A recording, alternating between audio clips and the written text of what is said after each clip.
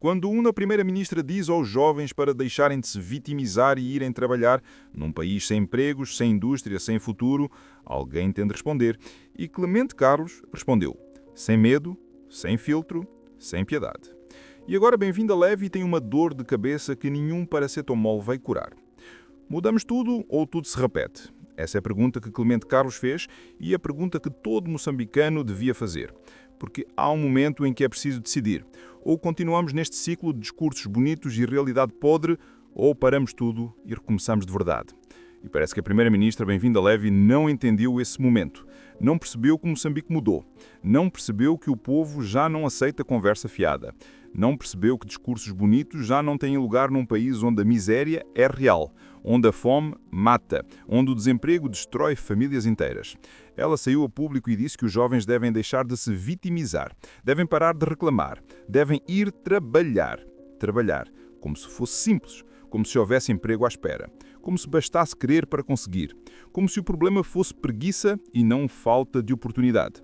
E Clemente Carlos ouviu isso e não conseguiu calar. Porque essa fala não é apenas insensível, é ofensiva, é desrespeitosa, é reveladora de quão distante o governo está da realidade do povo. Bem-vindo a Leve está num gabinete com ar-condicionado, tem salário garantido, tem segurança, tem privilégios. E dali, daquela bolha de conforto, manda os jovens deixarem de se vitimizar, manda irem trabalhar. Mas trabalhar onde? Essa é a pergunta que Clemente fez e a pergunta que ninguém no governo consegue responder. Porque não há emprego, porque as fábricas fecharam, porque a indústria foi destruída, porque as empresas fugiram, porque o investimento morreu, porque a corrupção matou tudo. E agora querem que os jovens resolvam sozinhos o problema que o governo criou. Querem que se virem, que sejam empreendedores, que criem os próprios empregos. Mas como? Com que dinheiro? Com que apoio? Com que condições? Moçambique não tem política de emprego. Não tem incentivo a pequenas empresas, não tem crédito acessível, não tem formação técnica decente, não tem nada. Só tem discursos, só tem promessas, só tem mentiras. E quando os jovens reclamam, quando exigem, quando protestam, são chamados de vítimas, são acusados de preguiça, são mandados calar e ir trabalhar. Clemente Carlos disse algo fundamental. O trabalho do governo é criar empregos, não mandar as pessoas trabalhar. Isso devia ser óbvio, devia ser básico. Mas parece que o governo esqueceu. Esqueceu que foi eleito para servir. Esqueceu que tem responsabilidades. Esqueceu que o povo não lhe deve nada. Mas ele deve tudo ao povo.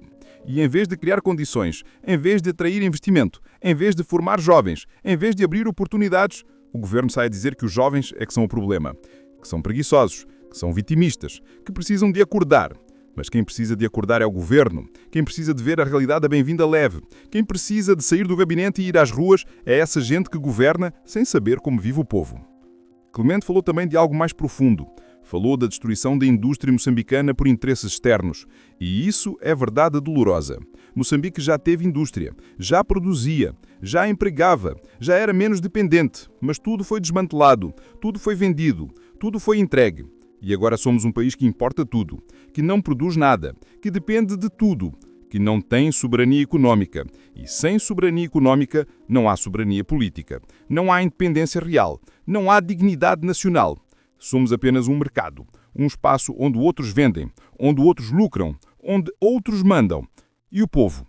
O povo sobrevive como pode. Trabalha informalmente, vende na rua, faz biscates, luta todos os dias por migalhas, enquanto o governo diz que devem deixar de se vitimizar, enquanto a Primeira-Ministra dá lições de moral de cima do seu privilégio. E Clemente foi mais fundo ainda. Perguntou o que é integridade territorial, o que é soberania. E essas perguntas são fundamentais, porque Moçambique fala muito de soberania, mas age como colónia. Fala muito de independência, mas vende tudo. Fala muito de dignidade, mas aceita humilhação. Soberania não é só ter bandeira e hino, não é só ter embaixadas e assento na ONU. Soberania é controlar o próprio destino, é decidir o próprio futuro, é proteger os próprios recursos, é servir o próprio povo. E Moçambique não tem isso. Tem governo que serve interesses externos, que assina contratos lesivos, que entrega recursos por nada, que permite exploração sem retorno, que aceita dívidas ilegais, que vende o país aos poucos e depois vem dizer ao povo para não se vitimizar, para trabalhar, para se contentar, para aceitar. Clemente disse que se não quisermos que vândalos invadam a nossa casa, devemos investir na nossa segurança. E isso é metáfora perfeita. Moçambique deixou a porta aberta, deixou a casa desprotegida, deixou que qualquer um entrasse. E agora está a ser saqueado, está a ser roubado, está a ser destruído. E o governo está ocupado a dar discursos bonitos, está ocupado a culpar o povo, está ocupado a proteger os próprios interesses. Clemente falou de patriotismo, de civismo, de noção de Estado e disse que muitos governantes perderam isso. Perderam completamente. Já não servem o país, servem-se do país. Já não defendem o povo, defendem-se do povo. Já não trabalham por Moçambique, trabalham por eles próprios. E fazem papéis ridículos, como o papel que Bem-vinda Levy fez, como o papel de mandar jovens desempregados trabalharem num país sem emprego, como o papel de acusar de vitimismo quem é vítima real de políticas erradas, como o papel de dar lições de esforço quem nunca teve que lutar para sobreviver. E isso dá dor de cabeça. Não no povo. O povo já está habituado a ser maltratado. Já está habituado a ouvir absurdos. A dor de cabeça é na primeira-ministra. Porque Clemente expôs, porque desmontou o discurso, porque mostrou incoerência, porque revelou a hipocrisia. E agora ela tem de lidar com isso. Tem de responder ou calar. E se responder, vai ter de explicar como é que os jovens vão trabalhar onde não há trabalho.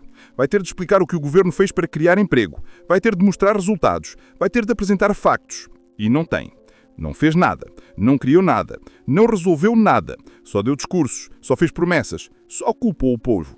E se calar, assume que não tem resposta. Assume que estava errada. Assume que falou sem pensar. Assume que perdeu o contacto com a realidade. De qualquer forma, perde. Porque Clemente acertou, porque a crítica foi justa, porque a indignação é legítima. E o povo vê, o povo sente, o povo reconhece.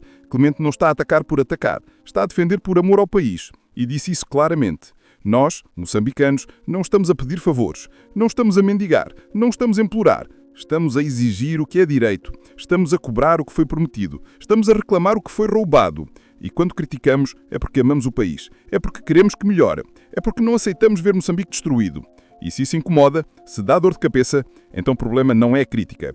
O problema é quem governa. E Clemente deixou um aviso final. Disse que se algo acontecer aos que lutam pela democracia, cabe à sociedade dar continuidade à luta. E isso não é ameaça, é consciência, é preparação, é realidade. Porque em Moçambique, quem luta corre risco. Quem fala a verdade é ameaçado. Quem denuncia é perseguido. Quem resiste pode morrer. Já aconteceu atrás. Já mataram jornalistas, já mataram ativistas, já mataram políticos, já mataram cidadãos comuns que ousaram levantar a voz. E pode acontecer de novo. Pode acontecer com Clemente, pode acontecer com Venâncio, pode acontecer com qualquer um que incomode. Por isso é preciso que a sociedade esteja preparada, que a luta não dependa de uma pessoa, que o movimento seja maior que os líderes, que a resistência seja coletiva. Porque se matarem um, têm de estar prontos para enfrentar 1000. Se calarem uma voz, têm de ouvir 1000 outras. Se tentarem parar um movimento, têm de enfrentar uma avalanche. E isso assusta o governo. Assusta porque sabem que já não controlam a narrativa. Já não controlam o povo. Já não controlam a resistência. Podem prender, podem matar, podem ameaçar, mas não vão parar. Porque a consciência já está plantada. Porque a indignação já está espalhada. Porque a coragem já está multiplicada. Bem-vinda Levy tem dor de cabeça porque percebeu que o erro foi grande, que a fala foi infeliz, que a reação foi forte, que a crítica foi devastadora. E não há como voltar atrás.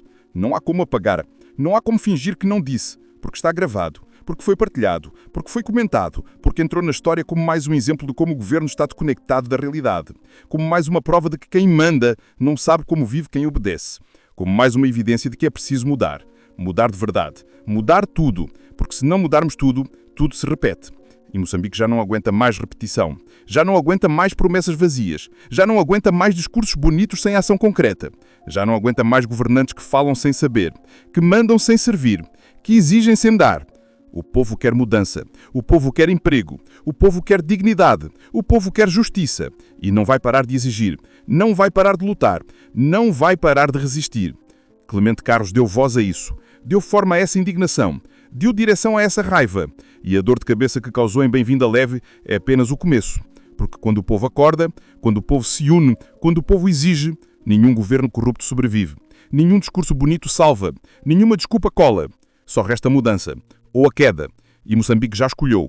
Quer mudança, quer verdade, quer justiça, quer líderes que sirvam e não que se servem, quer governo que trabalhe e não que fale, quer futuro e não mais do mesmo. E vai conseguir, porque a luta não para, porque a resistência cresce, porque a consciência se espalha, e nenhuma dor de cabeça, por maior que seja, vai impedir isso.